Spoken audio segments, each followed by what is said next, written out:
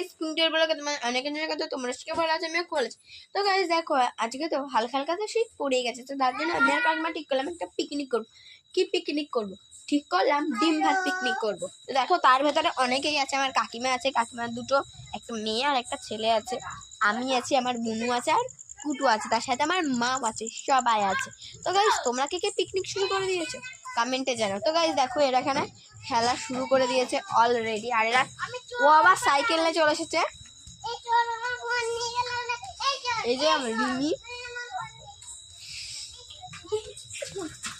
আর guys তার মধ্যে দেখো রান্না হয়ে এসেছে, ওখানে ভাত হচ্ছে দেখতেই পাচ্ছ। আর আমরা এমনি আঁকাতেই রান্না, মানে আমার এটা ঠাকমাদের বাড়ি তো, তার জন্য আমরা তো আঁকাতেই করি। আর এই যে ডিমের ঝোল আছে, তোমরা সবাই মিলে টাকা দিয়ে এটা করেছে। আমার না ভীষণ ঠান্ডা লেগেছে।